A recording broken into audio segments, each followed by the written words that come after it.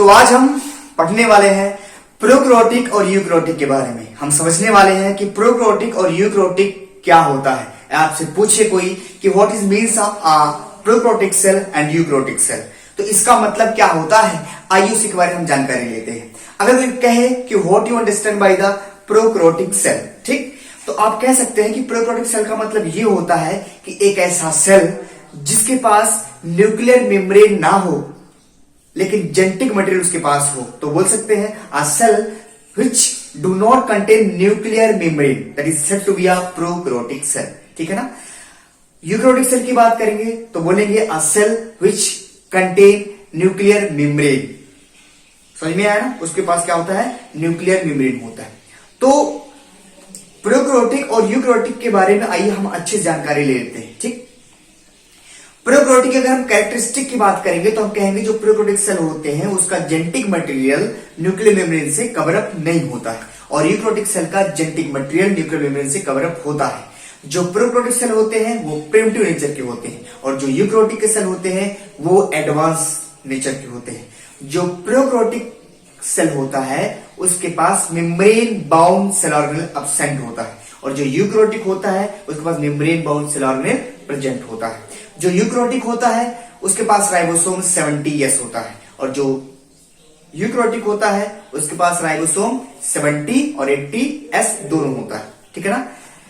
Prokaryotic में cytoplasm का cyclosis absent होता है, मतलब उसमें साइटोप्लाज्म मूवमेंट नहीं करता है। यूकैरियोटिक में साइटोप्लाज्म का साइक्लोसिस होता है।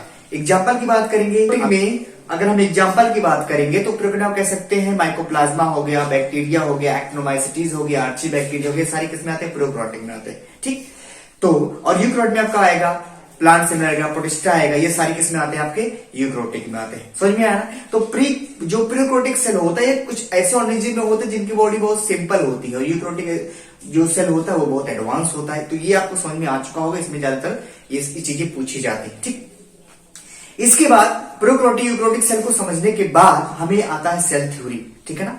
तो 1839 में सेल थ्योरी आई थी, और एक आदमी था जिसका नाम था, साइंटिस्ट था, आदमी नहीं था, जिसका नाम था सचवान, और एक का नाम था स्लाइडन था।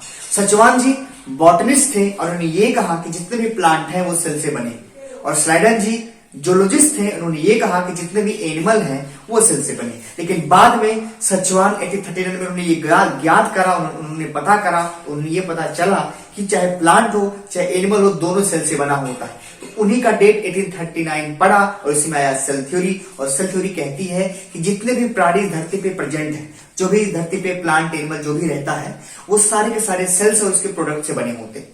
ये किसका मानना था, सेल थ्योरी का मानना था। 1839 में आई थी, स्लाइडन सचवान के द्वारा दी गई थी। बहुत ही इंपॉर्टेंट है, आप इसको याद रखिए। दूसरी बात, सेल थ्योरी क्या कहती है, इंग्लिश में सुन लीजिए। It state that all living organism present on this earth are made up of cell and its product. मतलब ये हुआ कि जो भी ये प्लांट पौधे या जानवर जो इस धरती पे हैं वो सारे किससे बने होते हैं, सेल से बने होते हैं। ये किसका मानना था, स्लाइडन सचवान का मानना था। ठीक है, मानना था जी। चलिए आगे चलते हैं। तो बाद में ये हुआ, जब इन्होंने सेल थ्योरी दे दी तो कुछ लोगों ने ये पूछा, बताइए आपने ये कहा कि जो प्लांट है एनिमल इस सेल से बना है, तो ये बताइए हमको ये सेल आता कहां से है। तो इसी चीज को स्लाइडन सचवान नहीं बता पाए। तो लोगों ने कहा कि जब आपने ये नहीं बता पाया तो ये आपकी थ्योरी थोड़ी सी इसमें डिमेरिट आ चुकी है। तो सेल थ्योरी का डिमेरिट ये है, can not explain origin of cell, cell कहां से आता है उसको उन्होंने नहीं बताया था। सेल थ्योरी का एक्सेप्शन कौन था, सेल थ्योरी चिल्ला चिल्ला के कहती थी, स्लाइडन सचवान चिल्ला चिल्ला के कहते थे कि चाहे प्लांट हो चाहे एनिमल हो सेल से बना होगा। लेकिन वायरस ने कहा कि भाई साहब मैं सेल से नहीं बना हूं, तो मैं आपकी सेल थ्योरी को फॉलो नहीं करता। तो आपसे पूछेगा सेल थ्योरी का एक्सेप्शन क्या है, वायरस है। चलिए, अब जब स्लाइडन सचवान नहीं बता पाए कि सेल कहां से आता है, तो उसी चीज को बताने के लिए 1855 में आया, 1855 में एक साइंटिस्ट आया, उसका नाम था रुडॉल्फ बर्को। रुडॉल्फ बर्को एक साइंटिस्ट था जिसने क्या किया, मॉडर्न सेल थ्योरी देने की कोशिश करी, मॉडर्न सेल थ्योरी के बारे में बताने की कोशिश करी। तो सेल थ्योरी को रीडिफाइन जिसने करा उसका नाम था रुडॉल्फ बर्को। 1855 में इन्होंने एक टर्म दिया, ओमनिस सेलुला ई सेल्युला। क्या टर्म था, ओमनिस सेल्युला ई सेल्युला। इसका मतलब होता है all cell arises from pre existing cell. जो आपके यहाँ पे लिखा है स्क्रीन पे, इसका मतलब होता है all cell arises from pre existing cell. इसका मतलब ये हुआ हिंदी में कि जितने भी नए सेल बनते हैं वो पुराने सेल से बनते हैं। एक बार और, जितने भी नए सेल बनते हैं वो कहां से बनते हैं? पुराने सेल से बनते हैं। तो ओमनी सेल्ला ई सेल्ला आपसे टीचर पूछता है, इस चीज को आप ध्यान रखिए। तो ये इतनी चीजें आपको समझ में आ चुकी होंगी, ये बहुत छोटी छोटी बातें हैं। आइए आगे चलते हैं। अगर आपसे पूछे कोई कि ये बताइए सेल में क्या क्या होता है, तो हम सेल की फिजियोलॉजी पढ़ने वाले हैं। सेल में आपको साइटोप्लाज्म मिलता है, न्यूक्लियोप्लाज्म मिलता है, प्रोटोप्लाज्म मिलता है, बहुत सारे सेल ऑर्गेनेल मिलते हैं, सेल मेम्ब्रेन मिलता है, सेल वॉल मिलता है, बहुत सारी चीजें पढ़ने को मिलती है हमें। तो हम स्टार्ट करते हैं सेल के रीजन से, सेल में क्या क्या मिलता है। तो अगर हम सेल की बात करेंगे तो पूरे सेल के अंदर जो कुछ भी भरा है, टोटल सेल के अंदर जो कुछ भी भरा है उसे हम प्रोटोप्लाज्म बोलते हैं। मतलब कि a living matrix present in whole of cell that is known as protoplasm.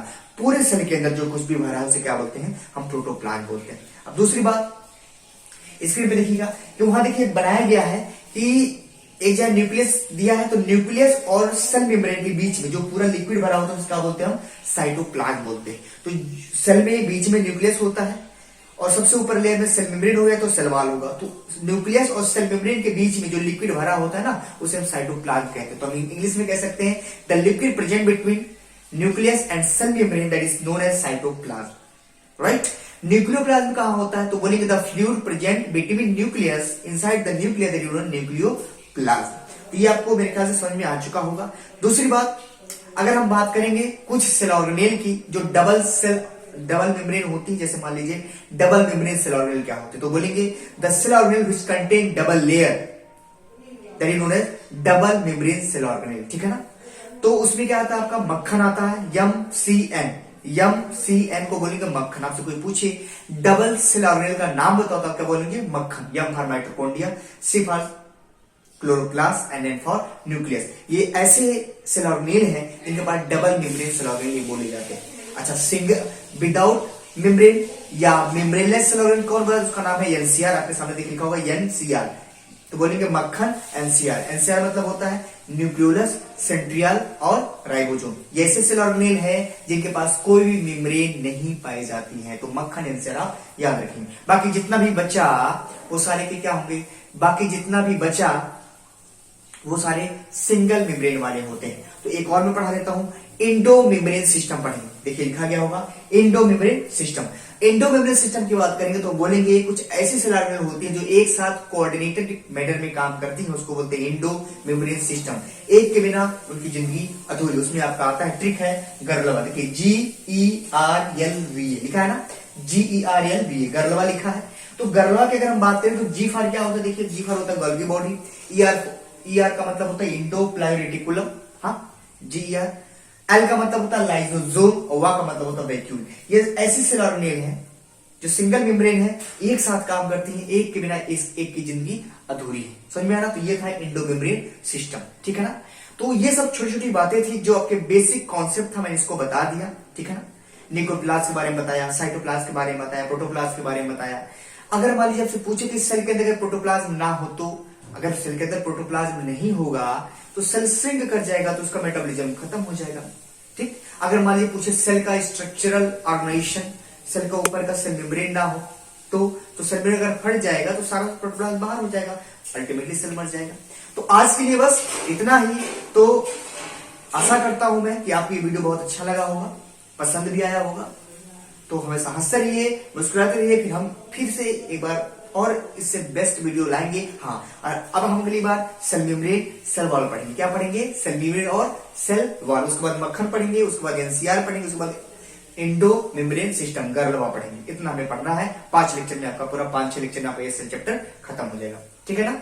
चलिए ठीक है, फिर मिलते हैं नेक्स्ट लेक्चर में। Thank you.